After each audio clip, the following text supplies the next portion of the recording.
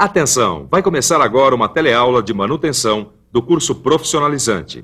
Este módulo tem um total de 35 aulas. Hoje você vai assistir a teleaula número 8. Bons estudos!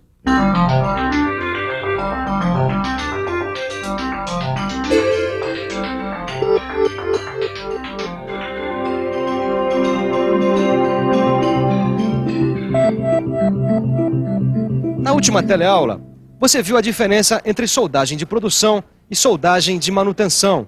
E também viu os tipos de falhas que podem ser resolvidas através da soldagem. Mas e na hora da soldagem, o que fazer? Ou melhor, que decisões tomar? Esse é o assunto dessa teleaula. Hoje você vai conhecer alguns materiais que normalmente são soldados nas indústrias e também vai ver quais os principais procedimentos para uma soldagem eficiente e segura.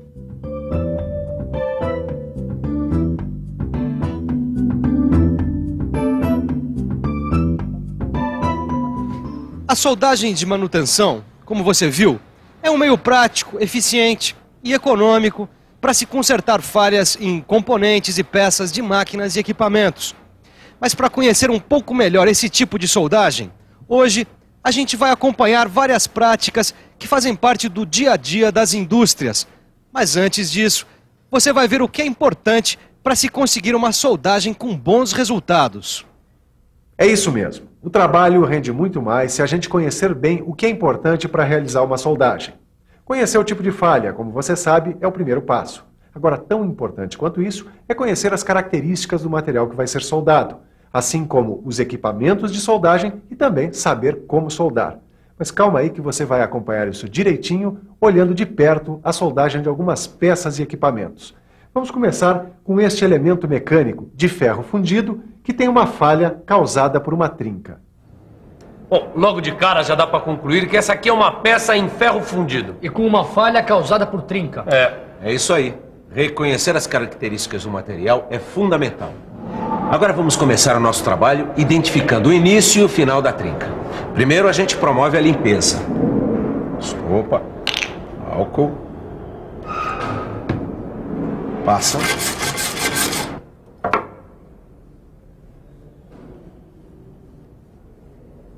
Daí a gente aplica o líquido penetrante no local da trinca. Agora nós vamos esperar alguns minutos. O tempo suficiente para o líquido penetrar no material. E depois de limpar bem, a gente aplica o revelador.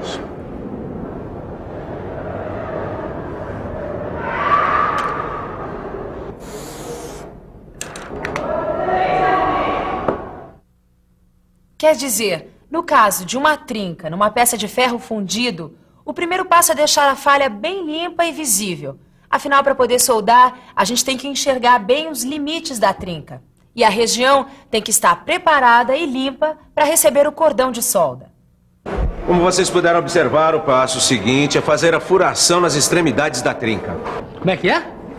Existem extremidades pontiagudas que criam tensões, que devem ser aliviadas. E tudo bem, mas como é que a gente pode fazer isso?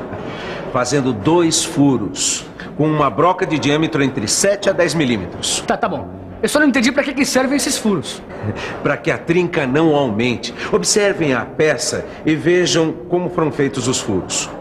Depois de fazer os furos, é hora de tomar uma decisão. Se a gente vai fazer a chanfragem ou a goivagem do lugar que vai ser soldado. Tomada essa decisão, a gente executa a soldagem alternando cordões e martelamento da solda. Optando pela goivagem ou pela chanfragem, a primeira escolha é sempre a goivagem. Além disso, se a união da solda no ferro fundido não estiver perfeita, aí o jeito é fazer um revestimento de chanfro. Enfim, tem que ficar de olho para que fique tudo em cima. A goivagem, com eletrodo de corte, deve ter um formato arredondado para favorecer a distribuição das tensões.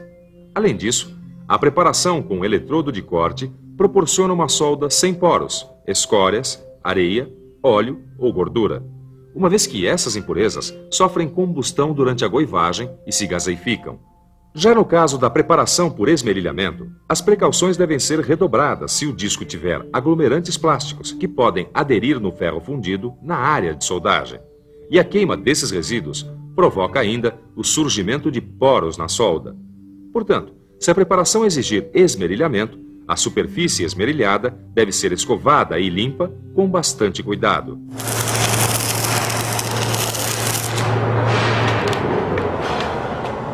Nesse caso, temos de fazer revestimentos de chanfro. Tá lembrado do que o Ananias falou? Quando a ligação da solda no ferro fundido apresentar dificuldades de estabilização, o ideal mesmo é fazer um revestimento de chanfro. Só que existem duas possibilidades de revestimento de chanfro. Com eletrodos especiais à base de ferro ou com metal de adição à base de bronze e alumínio. Uma coisa de cada vez. Como acontece o revestimento com eletrodos à base de ferro? Nesse caso, a camada de solda absorve o carbono de ferro fundido e endurece.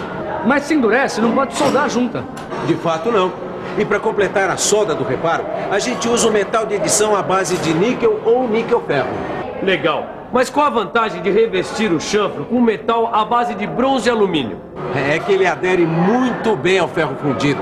E também tem uma ótima afinidade com o metal de adição à base de níquel, que é usado depois para completar o reparo. Outra opção, como você viu, é a soldagem alternada com cordões curtos, que tem esse nome porque a gente solda alternadamente e por etapas com cordões retos e curtos, com no máximo 30 milímetros de comprimento. Ainda nesse caso, a máquina de solda deve operar em baixa amperagem. O eletrodo deve ter pequeno diâmetro e a velocidade de solda deve ser alta, para evitar o excesso de calor localizado. Dá uma olhada nesse esquema. A solda alternada com cordões curtos tem a finalidade de manter um baixo aporte de calor na região da peça a ser soldada, diminuir ao máximo as tensões de soldagem e, consequentemente, as deformações. Já pelo martelamento, as tensões de contração do cordão de solda são aliviadas. O cordão sofre um escoamento, evitando-se assim deformações indesejáveis. O segundo exemplo que a gente vai acompanhar é de uma soldagem a frio de uma alavanca de ferro fundido quebrada, sem restrição de contração. Esse é um tipo de falha que pode ser resolvida com muita eficiência através da soldagem. Bom, o primeiro passo, se tiver, é tirar a casca de fundição do local da quebra. O segundo passo depende da espessura da peça. Bom, essa aqui deve ser de um pouco mais de 10 milímetros, é isso? Nesse caso, faremos um chanfro em X. E se ela fosse um pouquinho menor? Daí faremos um chanfro em V. O caso da nossa peça é de chanfro em X com ângulo de até 60 graus. Bom, depois de preparar o local da solda, vamos fazer um pré-aquecimento de aproximadamente 200 graus. Por favor, ligue o maçarico. Pra já. Cuidado, hein, Caio?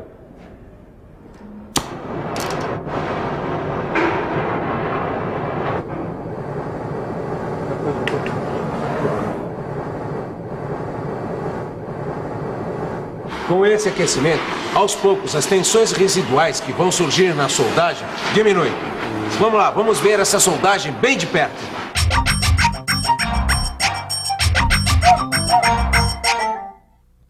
No caso da soldagem a frio em ferro fundido, recomenda-se soldar com baixa intensidade de calor, utilizando um eletrodo de níquel ou níquel-ferro. O chanfro deve ser preenchido com cordões curtos e com repetidas viradas para a soldagem no lado oposto. É recomendável ainda um martelamento ocasional no cordão de solda enquanto estiver quente para diminuir as tensões.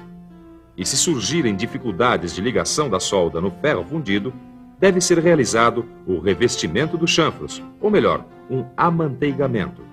O terceiro exemplo que a gente vai ver é com o revestimento de dentes de escavadeira, que é um componente que geralmente trabalha em condições severas com impactos e abrasões.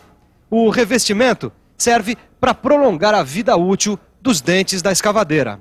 Nessa ilustração, dá para ver direitinho como fica o dente depois do processo de revestimento.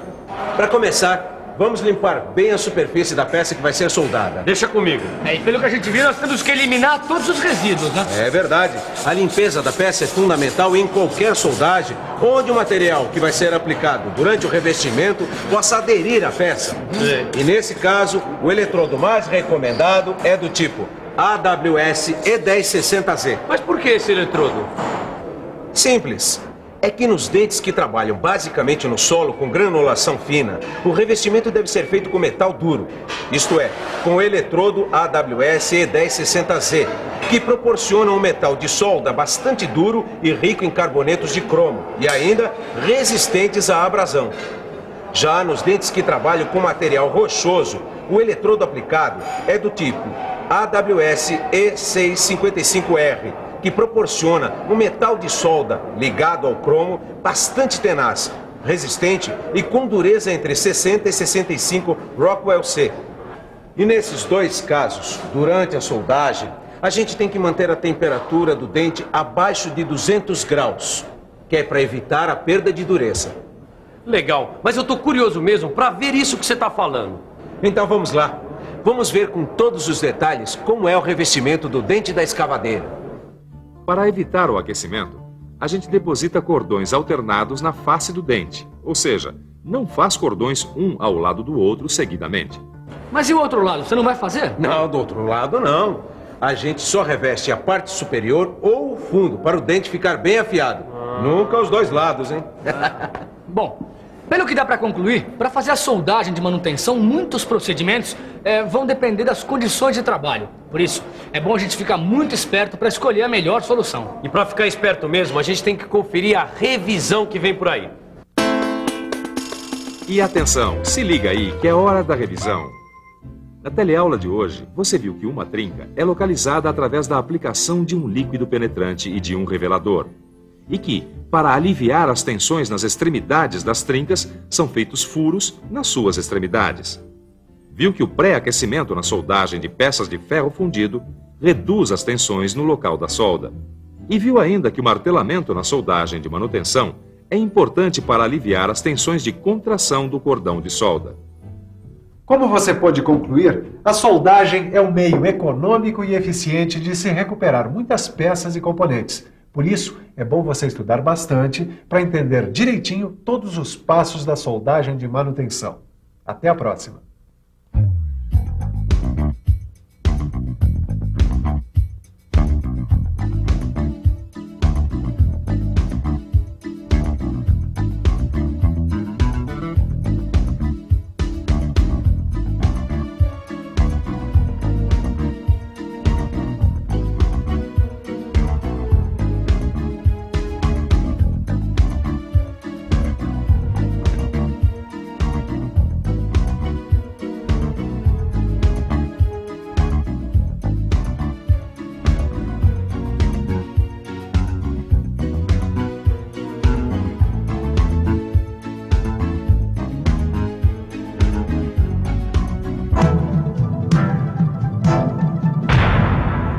Telecurso 2000, um programa de educação do Sistema Fiesp e da Fundação Roberto Marinho.